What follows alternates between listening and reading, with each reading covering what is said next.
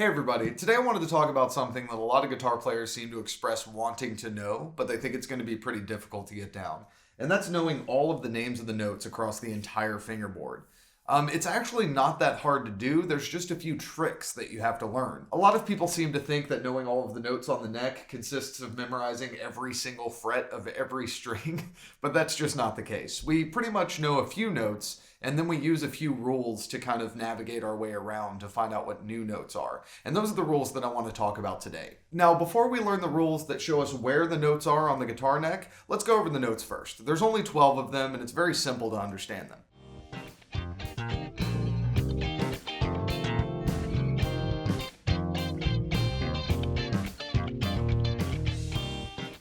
The musical alphabet is pretty small. It only consists of 7 letters, and that's A through G. So we have A, B, C, D, E, F, and G, and once we get to G, we just repeat back at A. And this is just going to continue repeating. So A, B, C, D, E, F, G, and then back to A, and then B, C, D, so on and so forth. Now, some of these notes have sharps and flats. Think of these as in-between notes. If you look at your guitar neck and you see that the 5th fret is an A, and the 7th fret is a B, well, there's something in between those that we haven't named yet. The name of that note depends on where you're coming from. So if we're on the 5th fret, which is an A, and we move it up, we're sharpening the note. So it becomes an A sharp. But if we start on the 7th fret, which is a B, and we move it down to the 6th fret, flattening the note, then it's a B flat. This is called an enharmonic. An enharmonic is one note that has 2 different names. So whether we're taking that A on the 5th fret and sharpening it, or taking the B on the 7th fret and flattening it, we end up in the exact same spot and we get the exact same note. A sharp and B flat are the exact same note. They sound exactly the same, they're played the exact same way, they're the same thing. So when you're counting all of the notes together, you don't count A sharp and B flat as separate things. They're just one note. Now, most of the natural notes are going to have these sharps and flats in between them, but there's 2 exceptions to that rule. The 2 exceptions are B and E. There is no B sharp or E sharp. A good way to remember that is the last 2 strings on your guitar don't have sharp notes. They just go directly to the next note.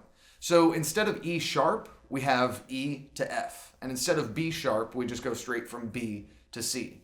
Now, this is also true that C doesn't have a flat. There is no C flat. It's just a B. And there is no F flat. It's just an E. So keep in mind that B and E don't have sharps, and F and C don't have flats, but everything else has a flat and a sharp in between it. Keep this in mind when you're working with notes to make sure that you're not adding an extra one in there and getting the wrong one. So if we add in the sharps and flats in between the natural notes, except for the ones we talked about, we end up with a sum total of 12. This is actually pretty important for the first rule I wanted to discuss with you guys, and that's the 12th fret rule.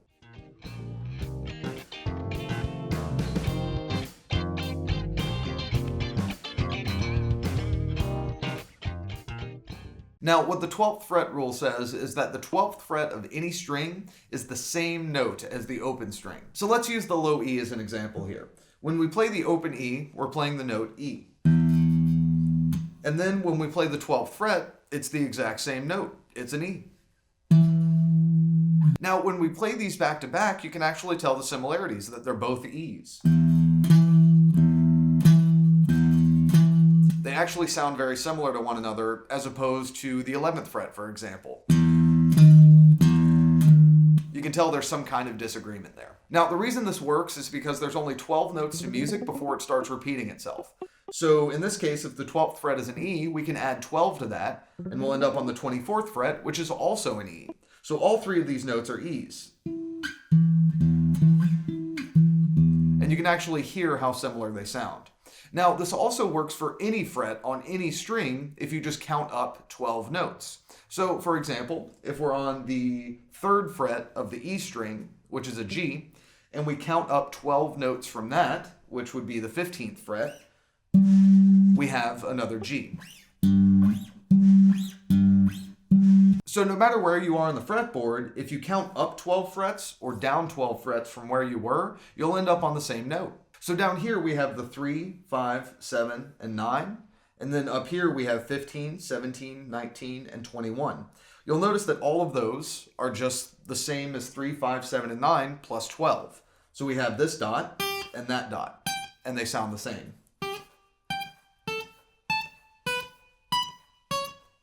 And this is true for all of the strings on any note, so use that to your advantage.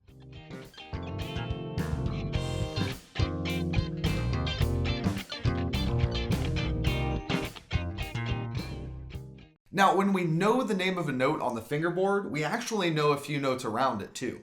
So let's take the 12th fret of the G, for example. We know that the 12th fret of the G is a G. Now, if we take that G and we move it up one fret to the 13th fret, we end up with a G sharp. And then if we take that same note, the G on the 12th fret, and move it back to the 11th fret, we end up with a G flat. Now, this is an easy way to learn the notes around a natural note. We know that if the note is natural, that it has a sharp above it and a flat below it. So we can learn all of the notes on the 11th fret and the 13th fret too, just from knowing the notes on the 12th. Now, keep in mind that the B and the E had an exception. They don't have a B sharp or an E sharp. So let's start on the high E. We have an E, and then we move it up one to an F. And then we move it back one, and we have an E flat. And then let's go to the 12th fret of the B, where we have a B, and then we move it up one, and we have a C, and then we move it back one, and we have a B flat. Now we have the 12th fret of the G, which is a G, and then we move it up one, and we have a G sharp, back one, we have a G flat, so on and so forth. The D, which is D sharp and D flat, A sharp, and A flat, and then back to E, which is F, and then E flat. Now keep this in mind that when you know the name of a natural note, you can learn the sharp and flat surrounding it. Now let's talk about a rule that a lot of guitar players already know but don't utilize to learn the names of the notes. It's the 5th fret rule.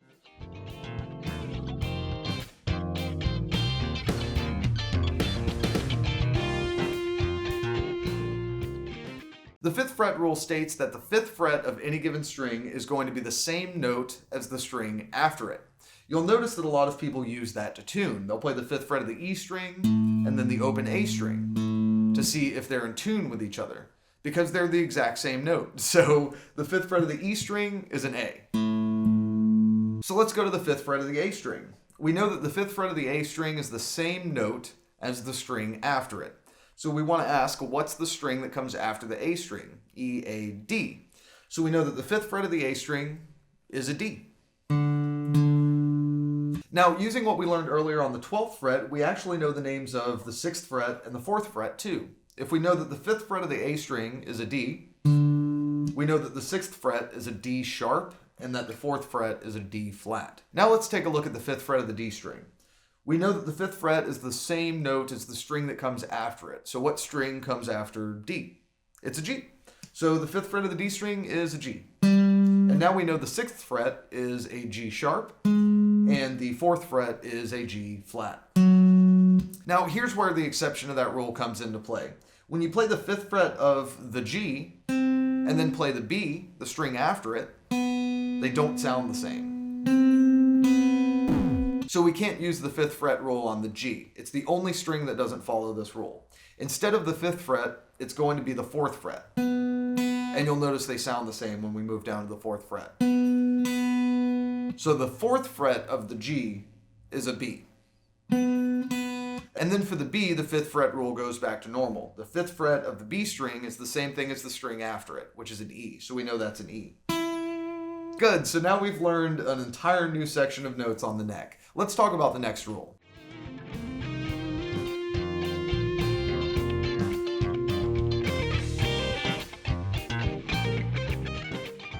The next rule is the 7th fret rule. It's kind of the opposite of the 5th fret rule. The 7th fret rule states that the 7th fret of any string is the same note as the string that comes before it. So let's take a look at the 7th fret of the A string. Well, we know that the 7th fret of the A string is the same note as the open string that comes before it. So what string comes before A? It's an E. So we know that the 7th fret of the A string is an E. So let's take a look at the 7th fret of the D string.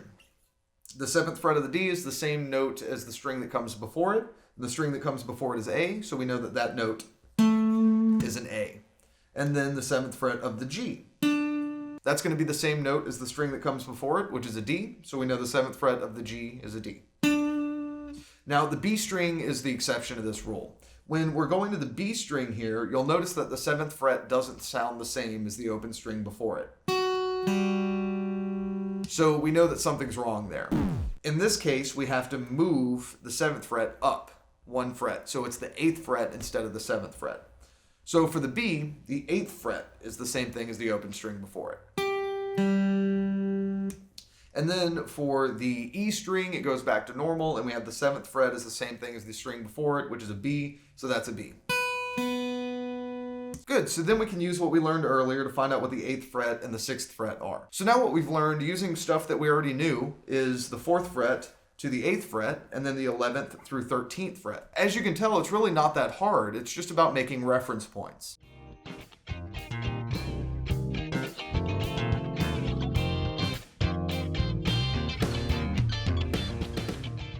Now, the next rule I consider to be the most useful one. It's called the 2 down, 2 up rule.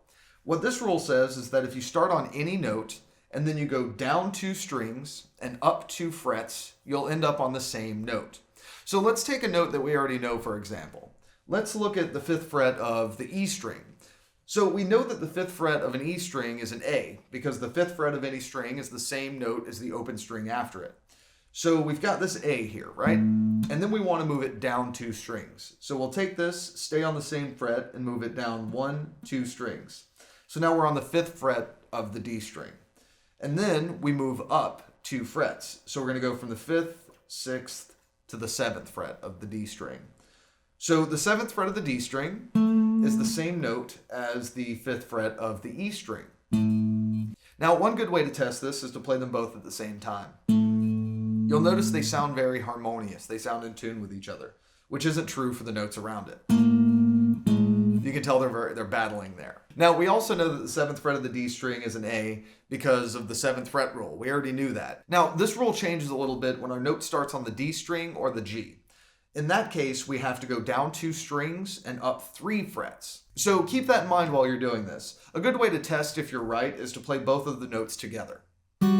If they don't sound good together, then move the higher note up 1 fret. And then you'll find that they do sound good. So this is the rule that we can use to pretty much fill in the blank that we're missing between the 8th fret and the 11th fret. So if we take what we know about the 7th fret and then use the 2 down, 2 up rule, we'll learn the 9th fret. And because we know the 9th fret, we'll know the 10th fret and the 8th fret also. Now, you'll notice with just these 4 rules, we can't necessarily fill out the entirety of the neck. We're pretty close, but there's a few missing gaps here and there. So here's 2 small rules to kind of supplement those gaps. The first one of these rules is the identity of ease. So this rule basically says that the 5th fret on the low E string is the same note as the 5th fret on the high E string. Any note on one E string is the same as the note on the other E string.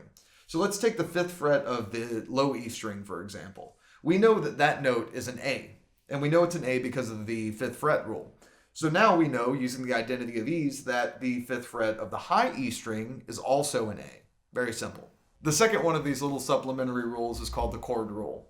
What the chord rule says is that when you're playing a chord, like G for example, the first note that you play of that chord is the same note as the name of the chord. Now, some people know this and some people don't, but it definitely helps filling out that lower end there. So if you look at your basic chords like C, G, and F, they kind of help you out with the lower frets. Now, this is a lot of information to take in all at once. You can't memorize all of these rules and perfectly implement them every time you want to. It takes a lot of practice. So don't feel bad if it takes you a long time to find the notes for a while. We're not memorizing anything here, we're using tricks, and it's kind of an algorithm that we have to go through. So just keep in mind that you want to do this as much as you can when you're playing. If you're ever playing a song, kind of stop in the middle of it and be like, hey, what's the name of this note that I'm playing? What is the 9th fret of the G? Now, a lot of people might think that I've got all the notes of the neck memorized, but I actually don't. If somebody asks me what's the 11th fret of the G, I don't know immediately what the 11th fret of the G is. But what I do know is what the 12th fret is. So I know that that's a G flat, because the 12th fret's a G and I'm flattening it. Like the 9th fret of the B string, for example, I don't know off the top of my head. But what I do know is the 8th fret of the B, which is a G, because they sound exactly the same. So I know that the 9th fret is a G sharp. The 9th fret of the G, I don't know what note that is either. But if I move it back 2 frets and then up 2 strings, it's on the 7th fret of the A string. So I know the 9th fret of the G is an E, because the 7th fret of the A string is an E. So it's just about navigating quickly, and the more you do it, the faster you get at it. So don't get discouraged if this takes you a while to get down. I mean, we have to stack rules on top of each other, and Sometimes we forget rules and sometimes we'll mix them up. It's all about repetition. I suggest writing these down on flashcards and then memorizing the flashcards and then reading them back. There's only like 4 or 5 rules, so it's not that big of a deal. The best way to get good at this is to always ask yourself, what note am I playing? If you ask yourself that for every note that you play after watching this video, it will not take you long to get this down. And then you can forget about it and then just go back to playing normally. Just because guitar players know the names of the note doesn't mean they're always conscious of it. So don't get caught up in having to know the name of the note. Just ask yourself the question until you're very comfortable naming all of the notes on the fingerboard. Another thing you can do is just ask yourself even when you don't have a guitar in your hands. Like when you're at school or at work or driving around, just kind of go, hey, I wonder what the 11th fret of the B string is. Well, I know the 12th fret's a B, so the 11th fret's a B flat. If you spend a week just keeping this stuff in mind and practicing it and making sure that when you play that you know the name of the note that you're playing, you'll have this stuff down and you won't have to worry about it ever again. But that's the way that I like to learn all of the notes on the neck using what most musicians know already. I hope you guys like this video. If you have any questions or suggestions, just leave a comment and let me know. Thanks for watching.